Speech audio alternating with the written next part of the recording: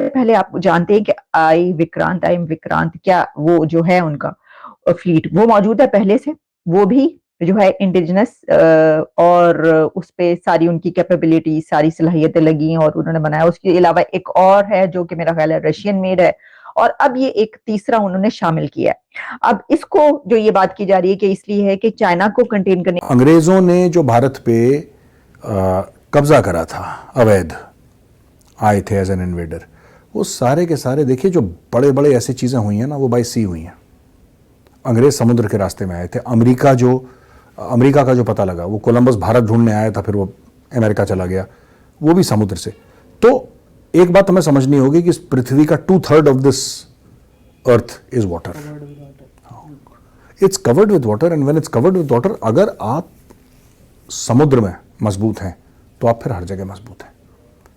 आप, ये हमें गलतफहमी रही है कई सालों से, और ये गलतफहमी भी नहीं कह सकते। Primarily Pakistan, and then it is for the other regional parts to tell them that this is where India stands. अब कहा जा रहा है कि बेसिकली उनकी मर्जी ये है कि हम दुनिया को बताएं कि ये जो नेवल हम अपनी पार शो कर रहे हैं, ये हम इसका मकसद ये है कि हम दुनिया को बताएं कि हमारा जो नेशनल इंटरेस्ट है उसके बारे में बताना चाहते हैं। दूसरा वो कह रहे हैं हम रीजनल स्टेबिलिटी की बात करेंगे, और मेंटेनिंग रीजनल स्टेबिलिटी। मेंटेनिंग इस रीजन में कौन है इंडिया का दुश्मन या इंडिया का मुखालिफ कौन है? क्या ओमान है इंडिया का मुखालिफ? जय हिंद दोस्तों, पाकिस्तान ब्रेकिंग न्यूज चैनल में आप सभी का हार्दिक स्वागत। चाइना और पाकिस्तान से खतरे को देखकर भारत ने ये निर्णय लिया कि वो अपनी नेवी को और स्ट्रॉन्ग करने जा रहे हैं, और इसलिए भारत ने कल ऐलान कर दिया कि वो $5 बिलियन का एक और एयरक्राफ्ट कैरियर भारत के फ्लीट में ऐड करेंगे, जहां पर भारत के पास पहले से ही 2 एयरक्राफ्ट कैरियर है, जिसमें से एक पूरी तरह भारत में बना हुआ है और दूसरा जो कि भारत आने वाले दिनों में बनाने वाला है, वो भी मेक इन इंडिया प्रोजेक्ट के द्वारा बनाया जाएगा। और ये एयरक्राफ्ट कैरियर 65,000 टन का बनाया जाएगा, जिसमें आधुनिक सभी टेक्नोलॉजी होगी, और ये सभी टेक्नोलॉजी भारत में ही विकसित की जाएगी और भारत के द्वारा ही इसको इस्तेमाल भी किया जाएगा।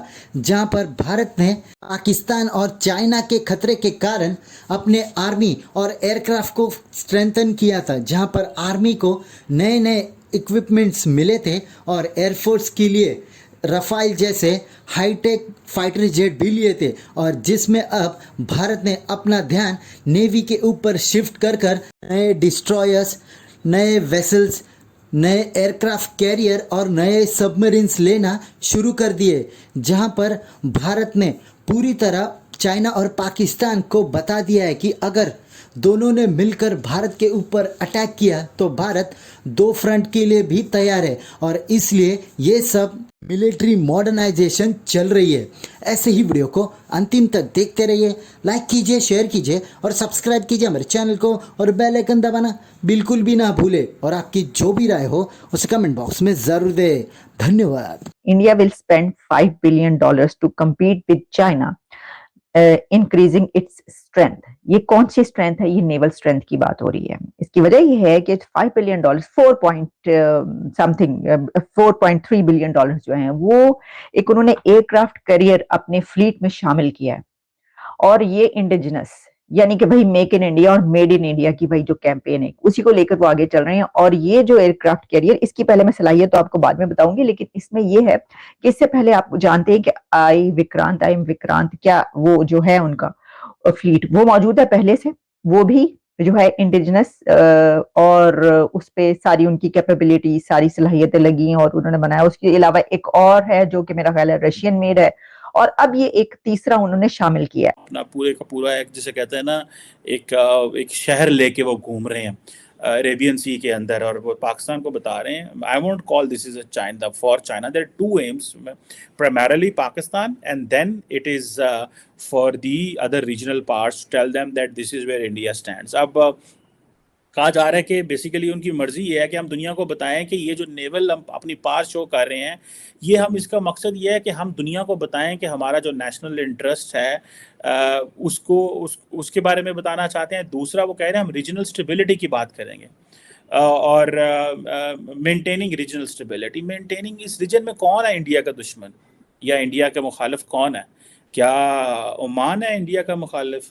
अगर आप अरेबियन सी में चले जाएं तो अरेबियन सी में कौन है? ठीक है जी। क्या सोमालिया इंडिया का मुकाबला? क्या यूएई के साथ इंडिया का मुकाबला है?